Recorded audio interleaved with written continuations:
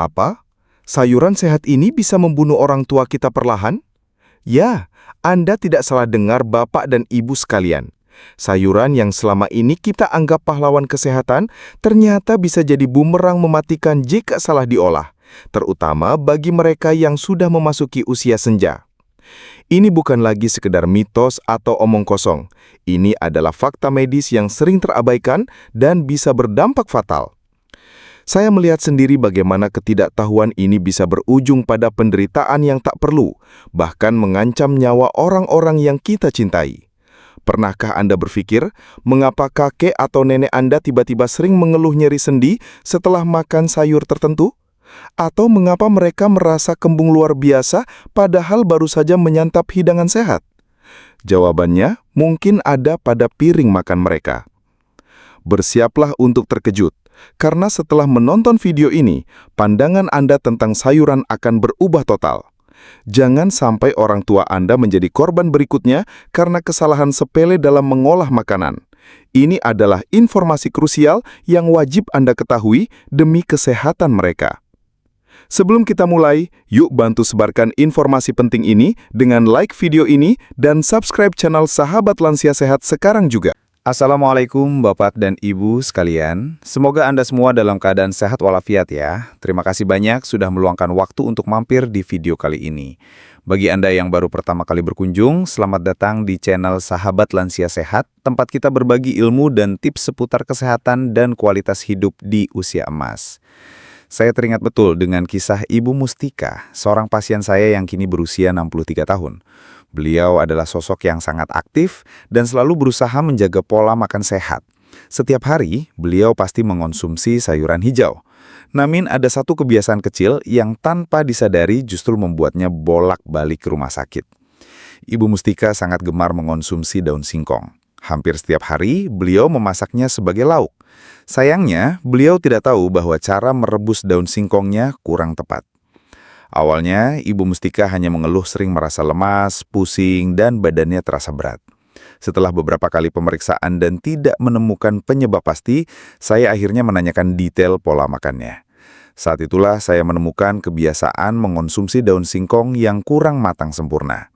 Setelah saya berikan edukasi dan beliau mulai merebus daun singkong dengan teknik yang benar, alhamdulillah, keluhan-keluhan itu berangsur hilang.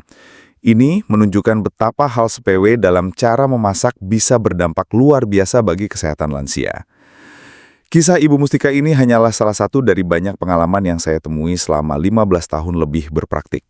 Dan saya akan bagikan di video kali ini 5 sayuran yang seringkali salah diolah dan bisa membahayakan tubuh lansia, serta bagaimana cara yang benar untuk mengolahnya.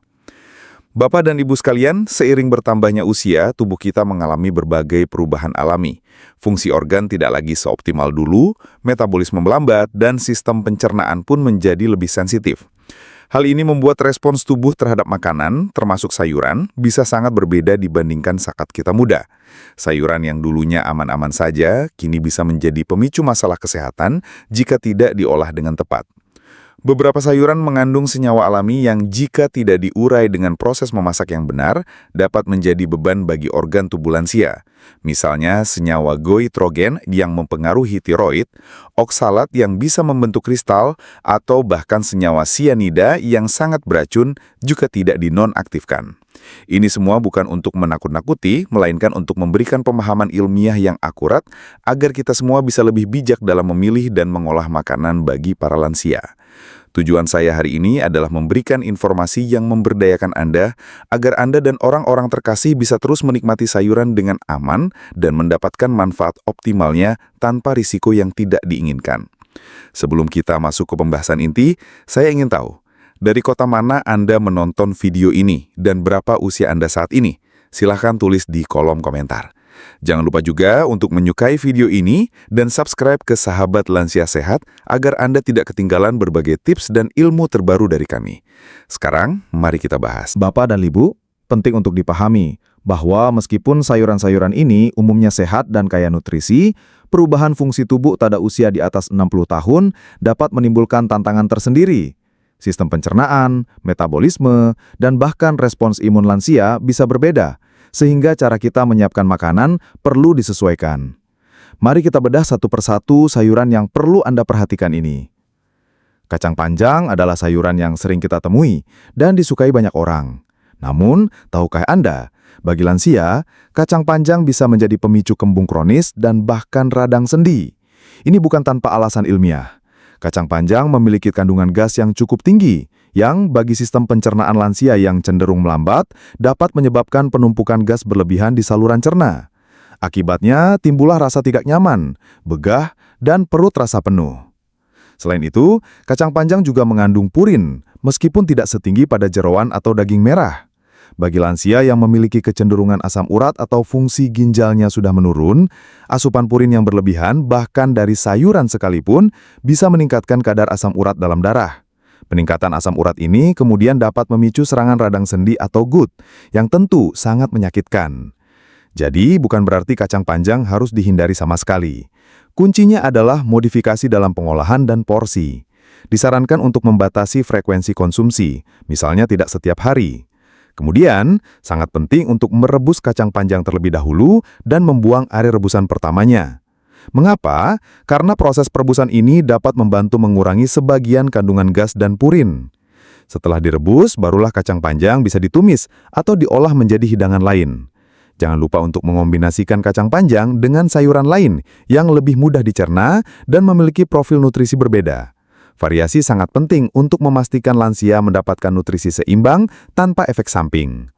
Porsi yang moderat sekitar 1 mangkuk kecil sudah cukup untuk mendapatkan serat tanpa membebani pencernaan. Perhatikan juga reaksi tubuh setelah mengonsumsi kacang panjang. Juga muncul keluhan kembung atau nyeri sendi, ada baiknya untuk mengurangi porsi atau frekuensinya. Konsultasi dengan dokter atau ahli gizi juga sangat disarankan untuk mendapatkan panduan yang lebih personal. Dua sayuran hijau favorit ini, bayam dan kangkung, seringkali menjadi pilihan utama karena dianggap sangat sehat. Memang benar, keduanya kaya akan zat besi, vitamin, dan serat. Namun, ada aspek yang perlu diwaspadai, terutama bagi lansia. Bayam misalnya, terkenal dengan kandungan oksalat yang tinggi. Oksalat adalah senyawa alami yang jika bertemu dengan kalsium dalam tubuh, dapat membentuk kristal kalsium oksalat. Bagi lansia, di mana fungsi ginjal mungkin sudah tidak seoptimal dulu dalam menyaring limbah, pembentukan kristal ini berisiko tinggi menyebabkan batu ginjal. Gejala batu ginjal sangat tidak nyaman, mulai dari nyeri hebat hingga gangguan buang air kecil. Oleh karena itu, meskipun bayam sangat bergizi, konsumsinya perlu diperhatikan. Hindari mengonsumsi bayam setiap hari dalam jumlah besar. Memasaknya dengan benar seperti merebus atau menumis hingga layu dapat membantu mengurangi sebagian kandungan oksalatnya. Selain itu, pastikan asupan cairan yang cukup untuk membantu ginjal bekerja optimal dalam membuang zat sisa. Sementara itu, kangkung dapat menyebabkan retensi air atau penumpukan cairan dalam tubuh jika dikonsumsi berlebihan atau tidak dimasak dengan benar. Hal ini sangat bermasalah bagi individu dengan kondisi jantung atau ginjal yang sudah lemah, karena dapat memperparah pembengkakan pada kaki, sesak napas, atau peningkatan tekanan darah. Kangkung juga memiliki efek diuretik yang ringan, namun jika dikonsumsi berlebihan, bisa memicu ketidakseimbangan elektrolit pada lansia yang sensitif. Untuk kangkung, pastikan selalu dimasak sampai matang sempurna, tidak hanya layu sebagian. Proses pemanasan yang cukup akan membantu mengurangi senyawa tertentu yang bisa memicu retensi air. Variasi dengan sayuran lain juga penting untuk menghindari penumpukan efek dari satu jenis sayuran saja. Porsi aman untuk bayam dan kangkung bagi lansia adalah sekitar 1 mangkuk kecil, 2-3 kali seminggu, dan selalu disajikan setelah dimasak matang. Terong adalah sayuran yang serba una dan sering diolah menjadi berbagai hidangan lezat. Namun, ada satu senyawa alami di dalam terong yang perlu diwaspadai, terutama bagi lansia yang memiliki sensitivitas tertentu, yaitu solanin. Solanin adalah glikoalkaloid yang dapat ditemukan pada beberapa anggota keluarga Solanaceae, seperti kentang, terutama yang sudah kehijauan, dan tomat mentah. Pada terong, solanin ini bisa menyebabkan reaksi alergi atau masalah pencernaan pada lansia yang lebih sensitif. Gejala yang mungkin muncul antara lain mual, muntah, diare, sakit kepala, atau bahkan gatal-gatal pada kulit. Resiko ini meningkat jika terong dikonsumsi mentah atau kurang matang. Proses memasak yang memadai sangat penting untuk mengurangi kadar solanin hingga batas aman. Memasak terong hingga empuk dan berubah warna, seperti dipanggang, ditumis, atau direbus, akan membantu menguraikan senyawa ini. Oleh karena itu, sangat disarankan agar terong selalu dimasak sampai matang sempurna. Hindari mengonsumsi terong mentah atau yang hanya setengah matang. Meskipun terong memiliki banyak serat dan antioksidan, porsinya juga perlu diperhatikan. Konsumsi terong secara moderat, misalnya 2-3 kali seminggu, dalam porsi sedang, akan membantu mendapatkan manfaatnya tanpa meningkatkan risiko efek samping. Jika ada riwayat alergi atau pencernaan sensitif pada lansia, sebaiknya konsultasikan dengan dokter sebelum menambahkan terong dalam menu harian. Mengenali respons tubuh sendiri terhadap makanan adalah kunci untuk menjaga kesehatan yang optimal.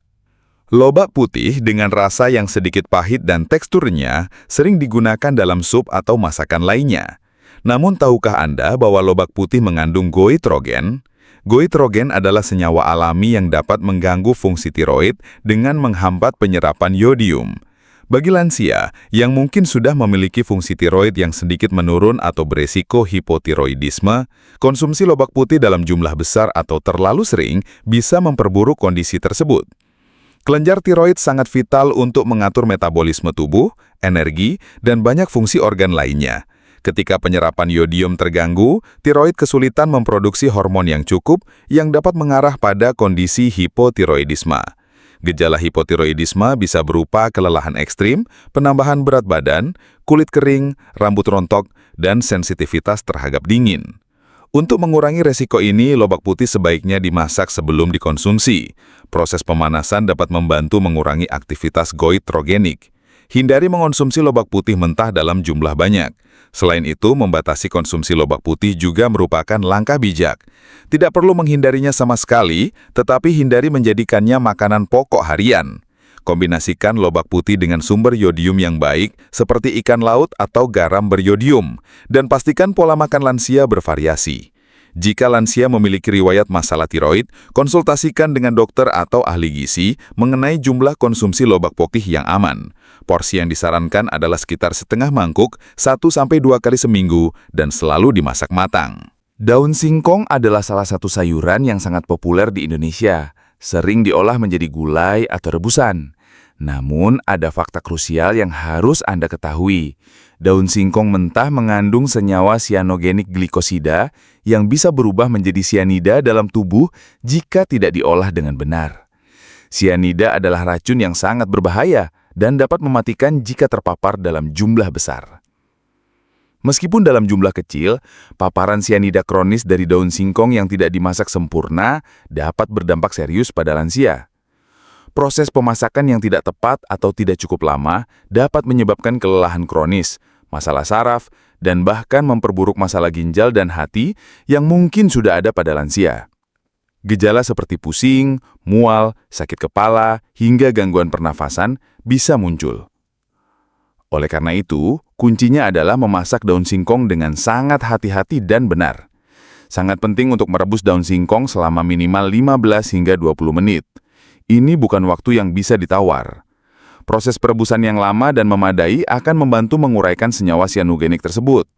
Selain itu, setelah perebusan pertama, buang air rebusan tersebut dan bilas daun singkong sebelum diolah lebih lanjut.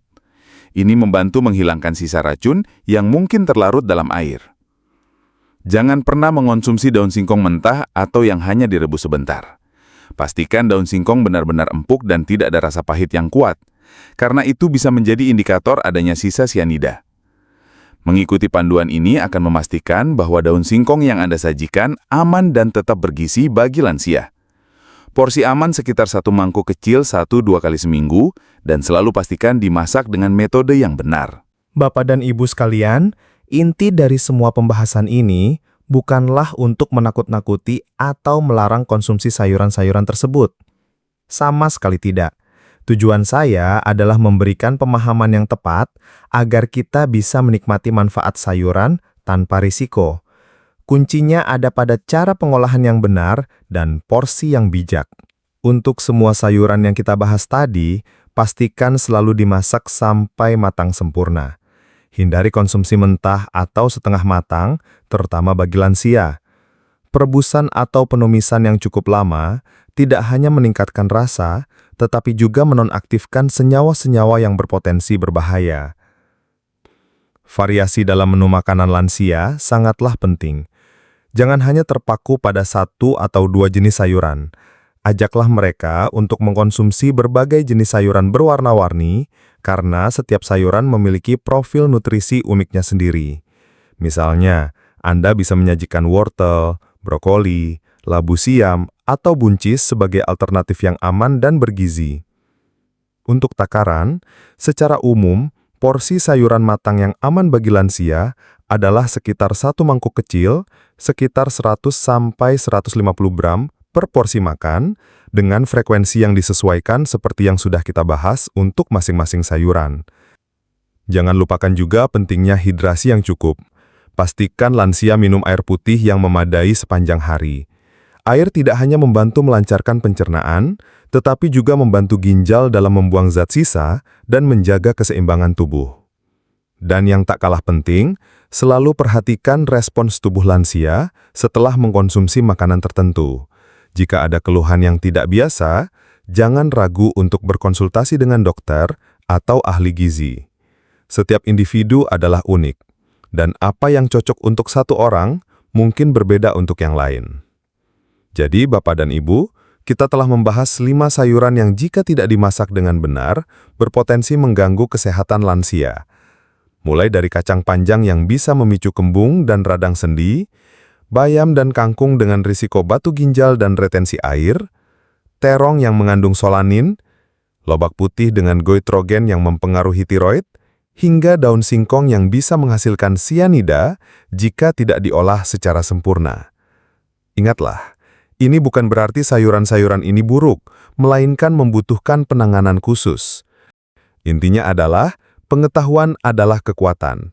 Dengan memahami bagaimana tubuh lansia bekerja dan bagaimana cara mengolah makanan dengan benar, kita bisa mencegah berbagai masalah kesehatan yang tidak perlu. Kesehatan lansia adalah tanggung jawab kita bersama, dan dimulai dari piring makan mereka.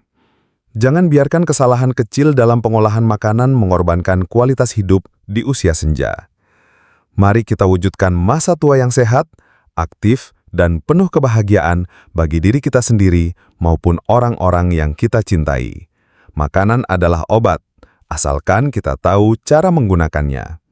Jadi, terapkan ilmu ini dalam kehidupan sehari-hari dan sebarkan kepada mereka yang membutuhkan. Bagaimana, Bapak dan Ibu? Apakah Anda merasa tercerahkan dengan informasi ini? Mari kita bersama-sama menghindari kebiasaan buruk dalam mengolah sayuran dan mulai menerapkan metode yang lebih aman dan sehat. Setiap langkah kecil menuju kebiasaan yang lebih baik akan membawa dampak positif yang besar bagi kesehatan jangka panjang. Jangan simpan informasi berharga ini untuk diri sendiri. Bagikan video ini kepada teman-teman, keluarga, dan siapapun yang memiliki lansia di sekitarnya. Mari kita sebarkan kesadaran ini agar lebih banyak lansia bisa menikmati hidup sehat dan berkualitas. Terima kasih sudah menonton, sampai jumpa di video berikutnya.